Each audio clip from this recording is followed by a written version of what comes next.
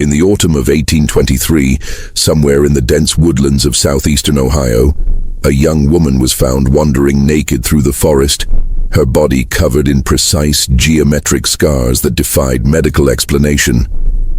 Margaret Hayes, barely 22 years old, had been missing for over 3 months. When she was discovered by local hunters, she was speaking in fragmented sentences about the sessions and the chair with leather straps.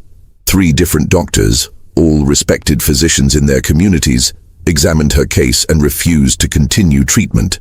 The official records were sealed by the county magistrate and buried in archives that wouldn't see daylight for nearly 2 centuries. What those doctors discovered about Margaret's condition was so disturbing that one of them, Dr. Edmund Cartwright, reportedly burned his medical notes and left Ohio forever. Tonight, we're going to uncover the truth behind Margaret's case. A story that reveals the darkest corners of early American medicine and the price of scientific ambition unchecked by human decency. Before we continue with the story of Margaret Hayes and the horrific discoveries that drove 3 physicians to abandon their medical oath, I want to ask you to hit that subscribe button if you're brave enough to hear stories that most people would rather forget. These aren't just tales. They're fragments of real history that powerful people tried to erase. Leave a comment below telling me what state you're listening from, and let's build a community of those who seek the truth, no matter how dark it might be. The truth about Margaret's case begins in the summer of 1823, when she first disappeared from her small farming community near what is now Athens County, Ohio. The Ohio frontier in 1823 was a harsh place where survival often took precedence over comfort, and where the line between civilization and wilderness remained dangerously thin. Margaret Hayes lived with her widowed father, Thomas Hayes, on a modest farm about 12 miles south of Athens, in a settlement that locals simply called Millfield. The community consisted of perhaps 40 families, most of them transplants from Pennsylvania and Virginia, who had sought cheaper land and a fresh start in the Ohio Territory. Margaret was known throughout the settlement as an unusually intelligent young woman. She could read and write with remarkable fluency, a rarity among frontier women of the time.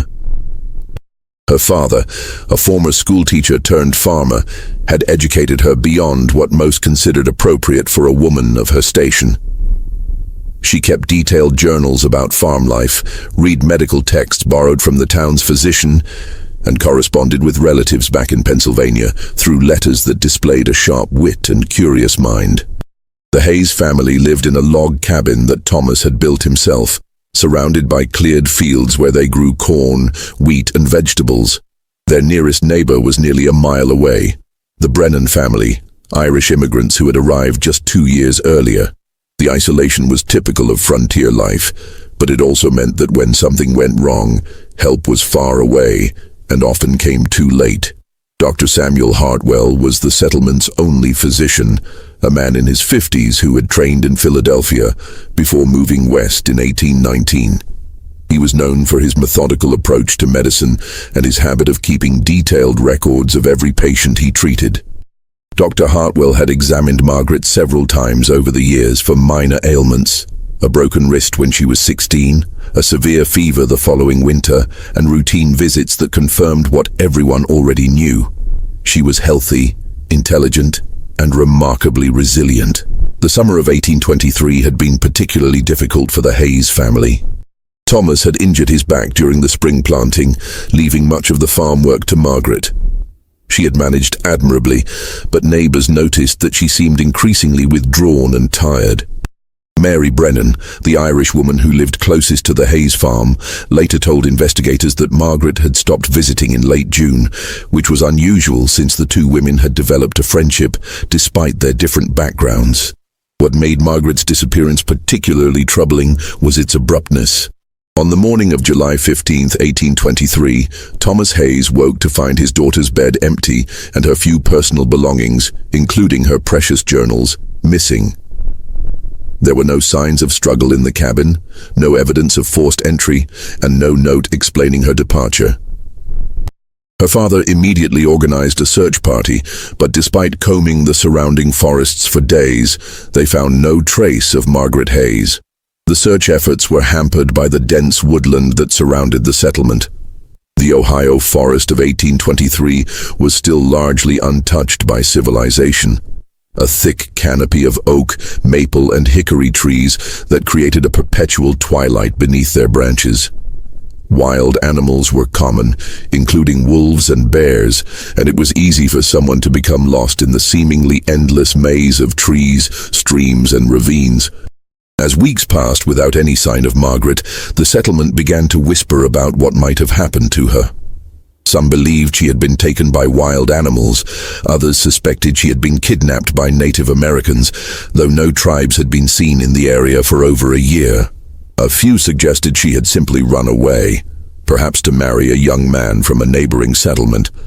But this theory was dismissed by those who knew her well. Margaret had shown no interest in courtship and had often expressed her contentment with her life in Millfield. The morning of October 23, 1823, dawned cold and grey, with the kind of autumn mist that seemed to muffle sound and blur the edges of reality.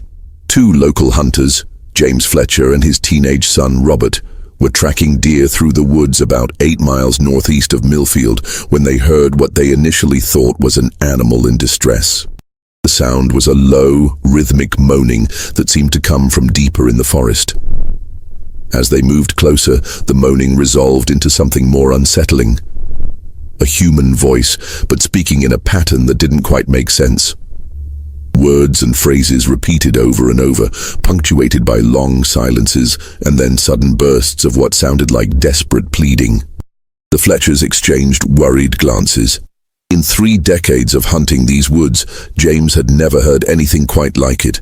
They found her in a small clearing about a quarter-mile from Miller's Creek, a tributary that eventually fed into the Hocking River. Margaret Hayes was sitting cross-legged on the ground, completely naked, her long, dark hair hanging in matted tangles around her shoulders. She was rocking back and forth, her arms wrapped around her knees, and she was speaking in a voice that was recognizably hers, but somehow different, flatter, more mechanical. "The sessions must continue," she was saying over and over. "The chair with leather straps. The observations are incomplete. The subject requires additional stimulus."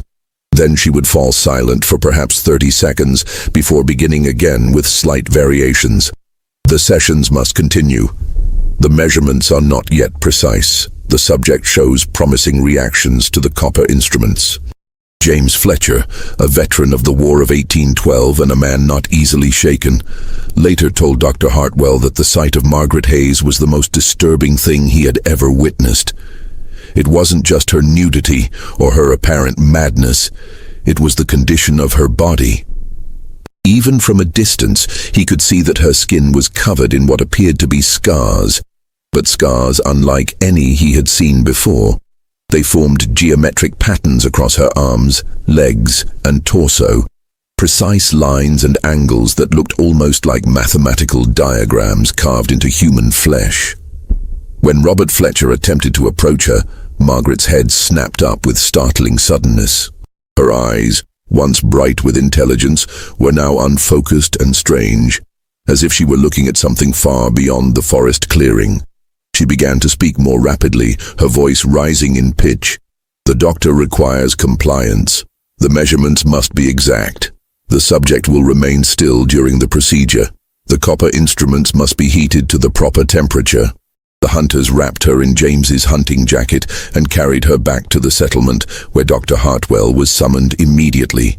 What he found when he examined Margaret Hayes in the privacy of his small clinic would challenge everything he thought he knew about medicine, human nature, and the limits of scientific inquiry. Dr. Samuel Hartwell had been practicing medicine for over 20 years, first in Philadelphia and then on the Ohio frontier. He had treated battlefield wounds, delivered babies in frontier cabins, and diagnosed diseases that had no names in the medical texts of his time. But nothing in his experience had prepared him for the methodical horror he discovered when he examined Margaret Hayes. The geometric scars that covered her body were not random mutilations or the result of some accident. They were precise, deliberate incisions that had been made with surgical instruments. Each cut was exactly the same depth, approximately 1/8 of an inch, and they formed patterns that seemed to correspond to anatomical landmarks. Lines radiated from specific points on her shoulders, arms, and legs, creating what looked like a map of her muscular and nervous systems. Dr. Hartwell's initial examination revealed 17 separate scar patterns, each consisting of multiple cuts that had been made at different times. The precision was extraordinary. Whoever had done this possessed detailed knowledge of human anatomy and considerable skill with surgical instruments. The scars had healed cleanly, suggesting that proper medical care had been provided during the healing process. But it was Margaret's behavior that truly disturbed the physician.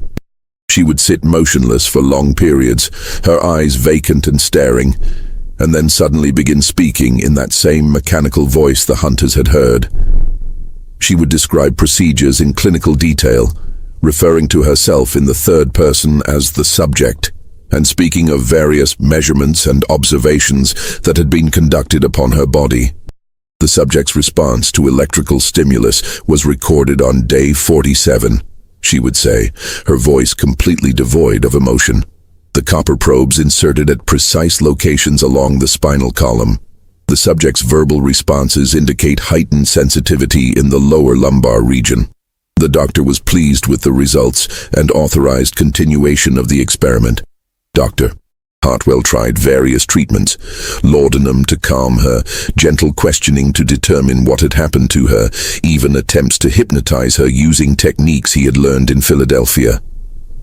Nothing seemed to break through whatever barrier existed between Margaret's consciousness and the outside world. She would respond to direct questions about her basic needs, food, water, warmth, but any inquiry about her experiences during the 3 months she had been missing would trigger another recitation of clinical observations. The most disturbing aspect of her condition was the way she would sometimes address him as doctor, and seem to expect him to continue whatever had been done to her. She would position herself in specific poses, lying on her side with her arms extended or sitting upright with her head tilted at particular angles, and wait expectantly for him to do something. When he failed to respond as she apparently expected, she would become agitated and begin repeating phrases about protocol and the necessity of continuing the work. After 3 days of examination, Dr. Hartwell reached a conclusion that shook him to his core. Margaret Hayes had been subjected to systematic medical experimentation by someone with considerable knowledge and skill. The scars, her behavior, and the clinical vocabulary she used all pointed to a sustained period of abuse disguised as scientific research. But who could have done such a thing?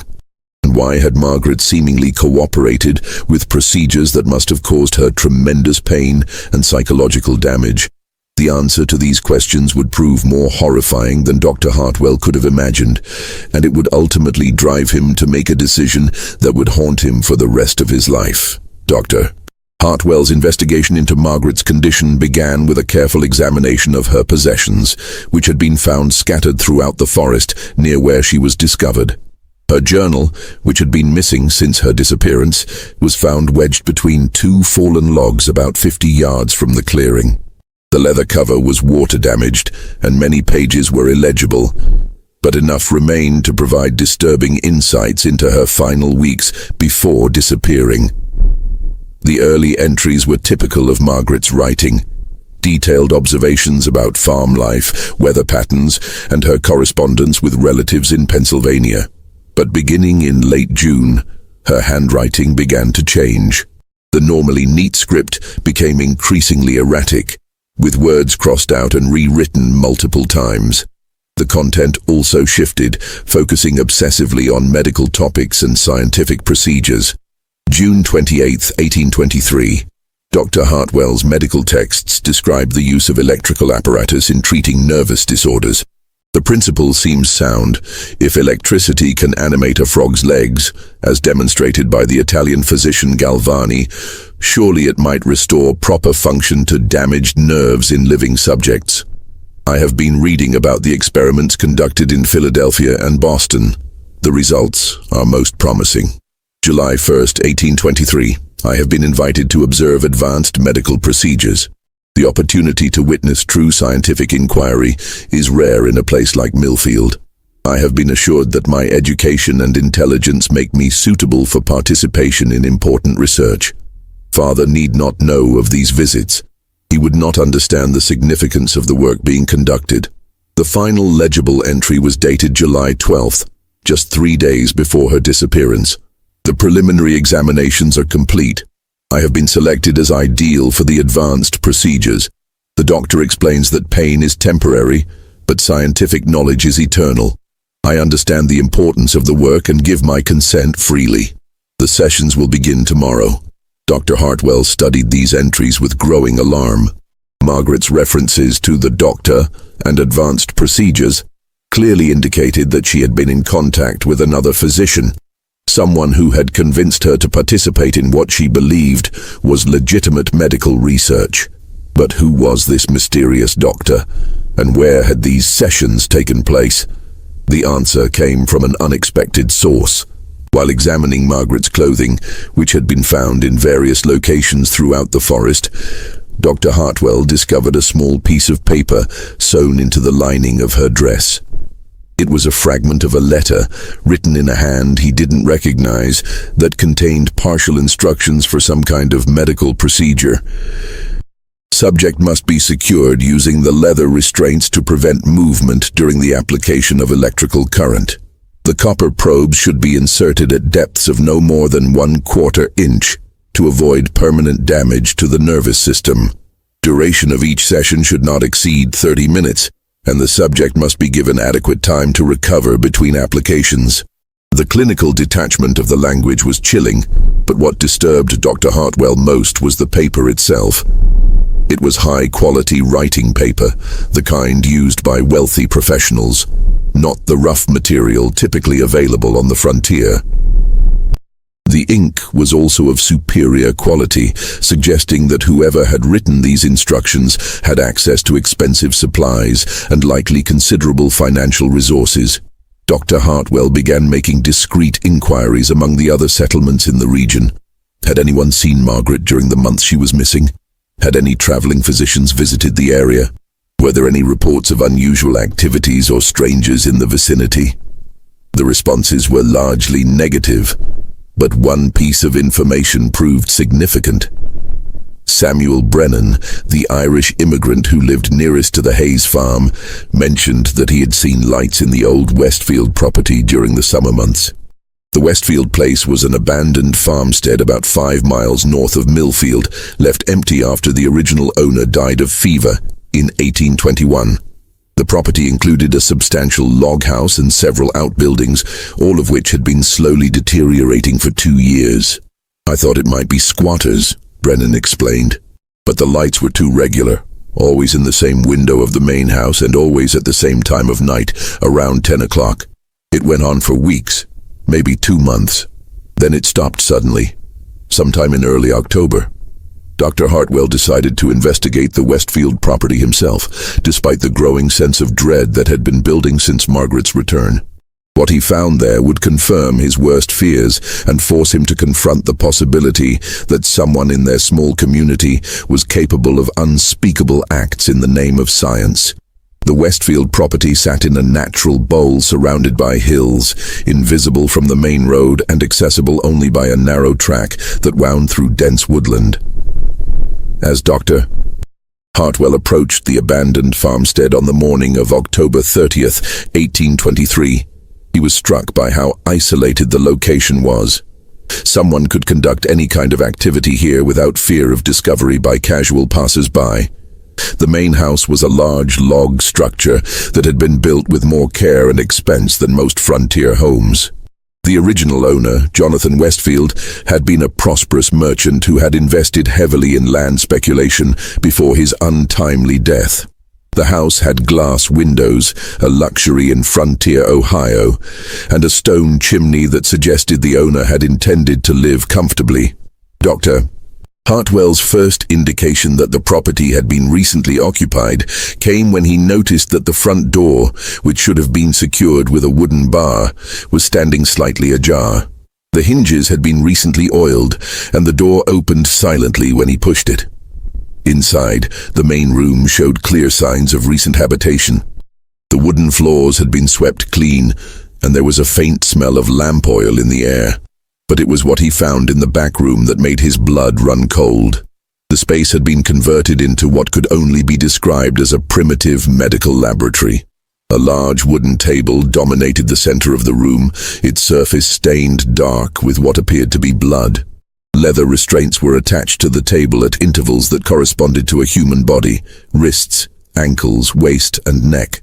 The restraints showed signs of heavy use, with wear patterns that suggested they had been used to secure someone who had struggled against them. Along the walls, Dr. Hartwell found an array of medical instruments that were both familiar and disturbing. There were surgical knives of various sizes, all clean and properly maintained. A set of copper probes, connected by wires to what appeared to be a primitive electrical apparatus, powered by a series of glass jars filled with metal plates. A voltaic pile, similar to those used in electrical experiments at major universities. Most disturbing of all was a collection of detailed drawings pinned to the wall above the table. They were anatomical sketches of a female body, marked with precise measurements and notations. The drawings corresponded exactly to the patterns of scars that Dr. Hartwell had observed on Margaret's body. Each incision had been planned and documented with scientific precision. A leather-bound journal sat open on a smaller table near the window. Dr. Hartwell opened it with trembling hands and found page after page of clinical observations written in the same hand he had seen on the paper fragment found in Margaret's dress.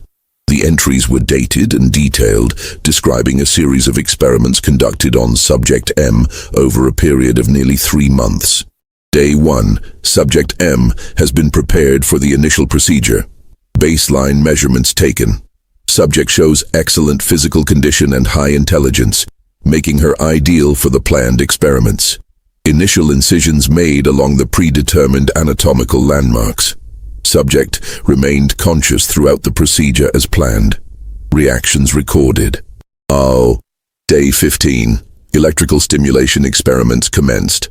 Subject M's responses to varying degrees of current applied to different nerve clusters. The copper probes prove most effective when heated to approximately 120 degrees Fahrenheit. Subject's verbal responses indicate precise locations of maximum sensitivity. Day 32.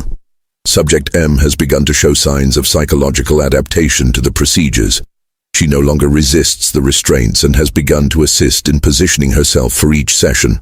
This cooperation will allow for more precise measurements and extended experimental periods. Dr. Hartwell found himself unable to continue reading. The clinical detachment with which these horrors had been recorded was almost as disturbing as the procedures themselves.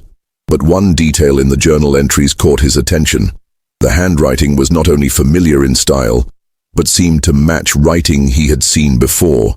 As he studied the journal more carefully, comparing it to medical notes he carried in his own bag, a terrible realization began to form. The handwriting, the medical terminology, the sophisticated understanding of anatomy and experimental procedure, all of it pointed to someone with extensive medical training, someone who had access to advanced equipment and supplies. The truth hit him with the force of a physical blow. He knew this handwriting because he had seen it many times before, in medical correspondence and professional journals. The person who had conducted these experiments on Margaret Hayes was Dr. Elias Cunningham, the most respected physician in southeastern Ohio, a man who had trained at Harvard Medical School and who had been conducting research into nervous system disorders for over a decade. Just when we thought we'd seen it all, the horror in Margaret's case intensifies. If this story is giving you chills, share this video with a friend who loves dark mysteries, hit that like button to support our content, and don't forget to subscribe to never miss stories like this. Let's discover together what happens next in this investigation that would shake the foundations of medical ethics in frontier America. Dr. Elias Cunningham lived in Athens, the county seat, in a substantial brick house that served as both his residence and his medical practice. He was 58 years old, a Harvard-trained physician who had moved to Ohio in 1815 with the stated goal of advancing medical knowledge through research into nervous system disorders. His reputation was impeccable. He had treated governors, judges, and wealthy merchants throughout the region, and his medical opinions were sought by physicians as far away as Cincinnati and Columbus. Dr. Hartwell's journey to Athens on November 2, 1823, was the most difficult of his life. He carried with him Margaret's journal, the clinical notes he had found at the Westfield property, and a growing certainty that he was about to confront one of the most horrific betrayals of medical ethics in American history. But he also carried questions that haunted him. How had Cunningham convinced Margaret to participate in these experiments? How had he gained access to the Westfield property? And most importantly, were there other victims? The brick house stood on Main Street, its facade presenting the picture of respectable prosperity. Heavy curtains hung in the windows, and the brass nameplate beside the door read, Dr. E. Cunningham, M.D., Harvard Medical College. Dr. Hartwell had visited this house many times over the years for professional consultations, but today he felt as if he were entering the domain of a stranger, or worse, a monster disguised as a healer. Cunningham received him in his private study, a room that Dr. Hartwell had always admired for its impressive collection of medical texts and anatomical specimens. Now looking at the glass jars containing preserved organs and the detailed anatomical charts on the walls, he wondered how many of these specimens had come from Cunningham's research subjects. When Dr. Hartwell placed the journal and clinical notes on Cunningham's mahogany desk, the older physician's reaction was telling. There was no surprise, no shock, no indignation at the accusations. Instead, Cunningham's pale blue eyes examined the evidence with the same clinical detachment he might show when studying an interesting medical specimen. I wondered when someone would discover the Westfield facility, Cunningham said calmly, settling back in his leather chair. I had hoped to complete my current series of experiments before relocating to a more secure location. The casual admission hit Dr. Hartwell like a physical blow. Current series? Dear God, Cunningham, are you saying there are others? Cunningham reached into his desk drawer and withdrew a leather portfolio, which he opened to reveal a series of detailed sketches. Each drawing showed a different person, men and women of various ages, with the same precise anatomical markings that Dr. Hartwell had seen on Margaret's body. Names were written beneath each sketch. Subject A, James Patterson, age 24. Subject C, Sarah Mills, age 19. Subject F, Thomas Burke, age 31. You cannot possibly understand the significance of what I've accomplished, Cunningham said, his voice carrying the tone of a professor addressing a particularly slow student. For centuries, medical science has been hampered by ethical constraints that prevent us from conducting the kind of research necessary to advance human knowledge. I have broken through those barriers. Dr. Hartwell found himself staring at the portfolio in horror. These are people, Cunningham. Human beings with families, with lives, with futures that you destroyed in the name of your research. Subjects, Cunningham corrected firmly. Carefully selected subjects who contributed to the advancement of medical science. Their sacrifice will benefit thousands of future patients who will receive treatment based on the knowledge gained through my research. Dr. Hartwell demanded to know how Cunningham had convinced Margaret to participate in such horrors. The answer revealed a manipulation so calculated and cruel that it seemed to defy human comprehension. Cunningham explained that he had developed a systematic approach to identifying and recruiting subjects. He would travel throughout the remote settlements of southeastern Ohio, ostensibly providing medical care to underserved communities, but actually identifying potential subjects, young people who were intelligent, physically healthy, and most importantly, socially isolated. Margaret Hayes was ideal, Cunningham said, pulling out a separate file containing detailed notes about her background.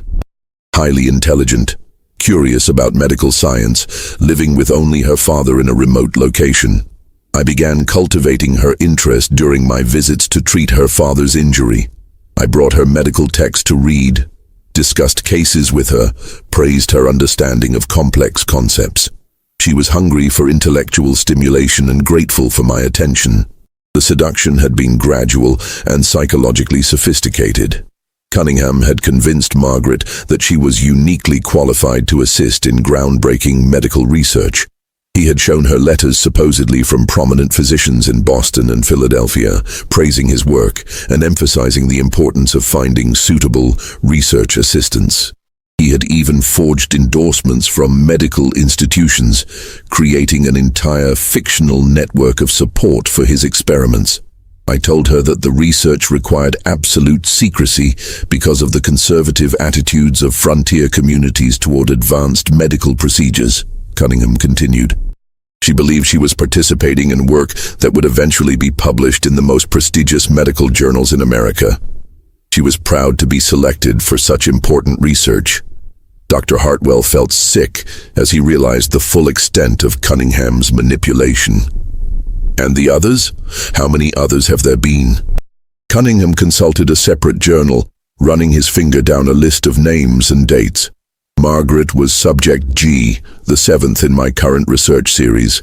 The previous subjects provided valuable data, but they lacked her intelligence and resilience. Most expired during the more advanced procedures before I could complete the full experimental protocol. The casual way Cunningham discussed the deaths of 6 human beings was perhaps the most chilling aspect of the entire conversation. He showed no remorse, no recognition that he had committed any wrong. In his mind, he was a pioneering researcher who had simply had the courage to push beyond conventional ethical boundaries. "Where are they buried, Doctor?" Hartwell asked, his voice barely above a whisper. "Disposed of in remote locations where they will never be discovered," Cunningham replied. "The forest is vast, and there are many deep ravines and abandoned mine shafts in this region. Their remains serve no further purpose for my research." Dr. Hartwell stood up abruptly, his chair scraping against the wooden floor. "Your research ends now, Cunningham. I have documented evidence of your crimes, and I intend to present it to the State Attorney General. You will face justice for what you have done." Cunningham's reaction was swift and decisive. His demeanor changed instantly from clinical detachment to cold menace.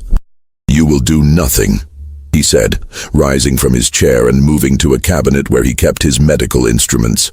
"I have spent too many years developing this research to allow a frontier physician with limited understanding to destroy it. I have influential friends throughout this region," Cunningham continued, withdrawing a surgical knife from the cabinet. "Judges, prosecutors, wealthy merchants who depend on my medical expertise. Who do you think will be believed? A respected Harvard-trained physician conducting important research, or a country doctor making wild accusations based on the ravings of a mentally disturbed woman?" Cunningham advanced toward Dr. Hartwell, the surgical knife held with the practiced grip of someone who had used such instruments many times before. Margaret Hayes was found wandering in the forest, clearly insane. Any scars on her body can be explained as self-inflicted wounds caused by her mental condition. There is no credible evidence of any crime, and there never will be. But Dr. Hartwell had anticipated this possibility. Before coming to Athens, he had prepared for the likelihood that Cunningham would attempt to silence him. Hidden in various locations around Millfield were copies of the evidence he had gathered, along with detailed letters describing his discoveries. If he failed to return by a specified date, those documents would be delivered to authorities in Columbus. "I've prepared for this conversation, Cunningham," Dr. Hartwell said, backing toward the door while keeping his eyes on the knife. "If anything happens to me, multiple copies of your research notes and journal entries will be delivered to the governor, the state attorney general, and several newspaper editors. Your crimes will be exposed, regardless of your connections." Cunningham paused, his expression shifting as he calculated the implications of this revelation. For the first time during their conversation, Dr. Hartwell saw uncertainty in the man's eyes. "You're bluffing," Cunningham said, but his voice lacked conviction. "Am I?" Dr. Hartwell replied. Are you willing to stake your reputation and your freedom on that assumption? The confrontation reached its climax when Cunningham, apparently deciding that he had no choice but to eliminate the threat, lunged forward with the surgical knife. Dr. Hartwell had served briefly as a military surgeon during the War of 1812, and his reflexes, though dulled by age, were still sharp enough to avoid the initial thrust. The two men struggled in the confined space of the study, knocking over chairs and sending medical instruments scattering across the floor. Cunningham was older but desperate, while Dr. Hartwell was driven by a righteous fury that gave him strength beyond his years.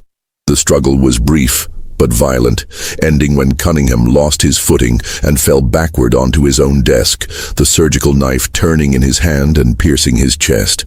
Dr. Hartwell watched in stunned silence as the life drained from Cunningham's eyes.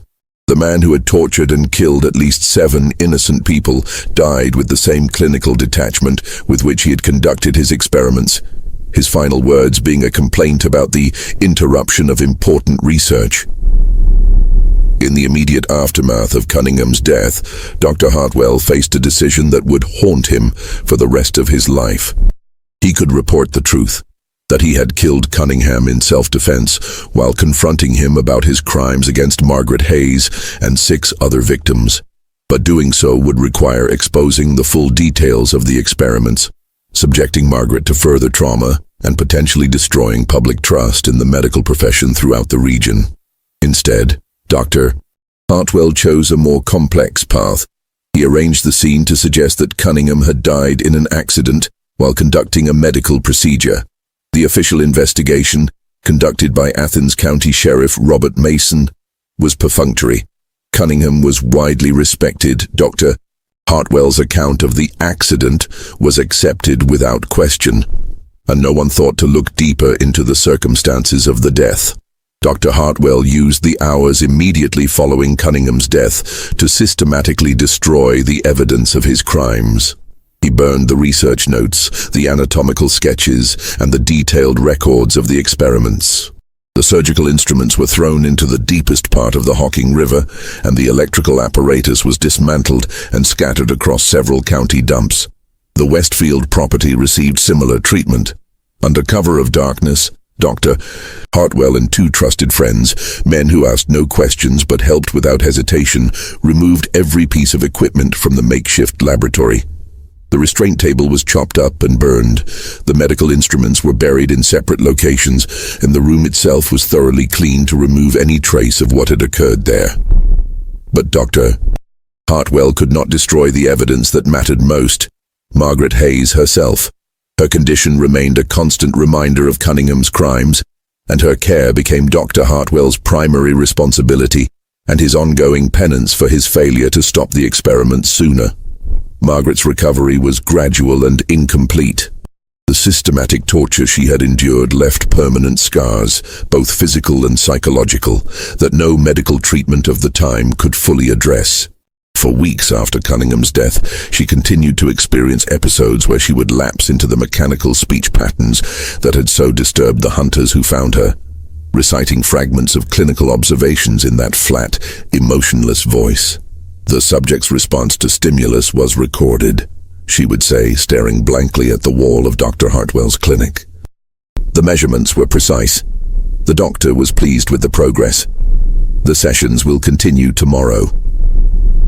During these episodes, Margaret seemed completely unaware of her surroundings, lost in memories of the procedures that had been conducted upon her. Dr. Hartwell tried various treatments, herbal remedies, gentle conversation, even experimental approaches he had read about in medical journals, but nothing seemed to break through the psychological barriers that Cunningham's abuse had created. Gradually, however, Margaret began to show signs of improvement. The episodes became less frequent and shorter in duration. She began to recognize Dr. Hartwell and other familiar faces, and occasionally she would speak in her own voice about simple, immediate concerns like hunger or cold. But the bright intelligence that had made her such an appealing target for Cunningham's experiments never fully returned. Dr. Hartwell made arrangements for Margaret's long-term care through a network of Quaker families in Pennsylvania who specialized in caring for individuals with mental disturbances. He corresponded with colleagues in Philadelphia who had experience treating patients with similar conditions, though he could never fully explain the nature of Margaret's trauma without revealing Cunningham's crimes. The financial burden of Margaret's care fell entirely on Dr. Hartwell's shoulders. He sold his medical practice in Millfield and used the proceeds to establish a trust fund that would provide for her needs for the rest of her life. He moved to a smaller farm outside the settlement, where he lived quietly and continued to practice medicine on a limited basis, never charging fees from families who could not afford to pay. Thomas Hayes never learned the truth about what had happened to his daughter. Dr. Hartwell told him only that Margaret had suffered a mental breakdown caused by her experiences while lost in the forest, and that she would require permanent care in a facility that specialized in such conditions. Thomas accepted this explanation, perhaps because the alternative, that his daughter had been systematically tortured by a respected physician, was too horrible to contemplate. Thomas died in 1825, 2 years after Margaret's disappearance, having never recovered from the combined trauma of her ordeal and his own feelings of guilt and helplessness. His final words, according to the neighbor who attended his deathbed, were an apology to Margaret for failing to protect her. The Hayes farm was abandoned after Thomas's death and eventually reverted to the state. New settlers purchased the property in 1828, but they were unaware of its tragic history. The house was torn down and rebuilt, and the land was cleared for different crops, erasing most physical traces of the family that had lived there. Dr. Hartwell visited Margaret regularly during the 15 years between Cunningham's death and his own passing in 1838. These visits were both a source of comfort and a reminder of his failure to prevent her suffering. Margaret seemed to recognize him and would often become calmer in his presence, but she never spoke about her experiences during those 3 months in 1823. The Quaker family that cared for Margaret reported that she lived peacefully, helping with simple household tasks and occasionally showing flashes of her former intelligence when discussing books or engaging in conversations about everyday topics. But she never married, never formed close relationships, and never fully escaped the psychological prison that Cunningham's experiments had created. Dr. Hartwell's private papers, discovered after his death, revealed the full weight of the burden he had carried for 15 years. In a letter written shortly before his death, he described his decision to cover up Cunningham's crimes as the most difficult choice of my life, but perhaps the only one that could prevent further suffering. "I have saved one life," he wrote, "but I failed to save 6 others. The weight of that failure will follow me to my grave. I pray that history will judge me not for my silence about these crimes, but for my efforts to ensure that they never happen again."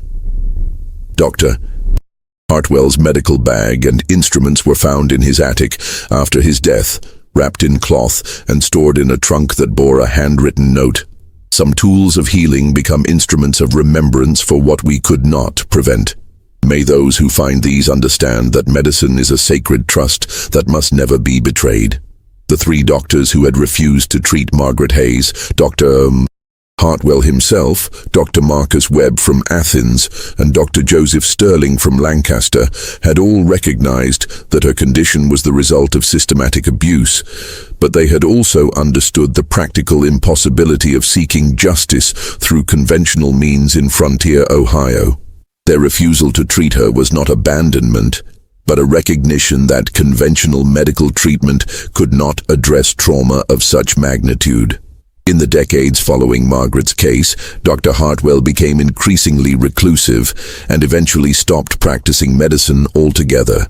He sold his remaining medical equipment in 1830 and devoted himself to farming and caring for the few animals he kept on his small property.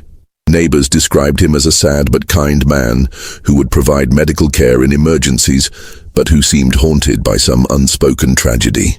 The story of Margaret Hayes and Dr. Cunningham's crimes remained buried for nearly 2 centuries.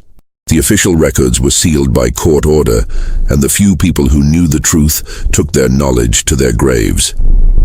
It was only in the 1990s, when Athens County courthouse records were being digitized, that a researcher discovered the anomalous file containing Dr. Hartwell's sealed report about unusual medical circumstances requiring confidential handling. The discovery led to a limited investigation that uncovered fragments of the story. Enough to piece together the basic facts, but not enough to provide complete answers about the scope of Cunningham's crimes or the fate of his other victims. Archaeological surveys of the Westfield property and surrounding areas have never located any human remains, suggesting that Cunningham was thorough in his disposal of evidence.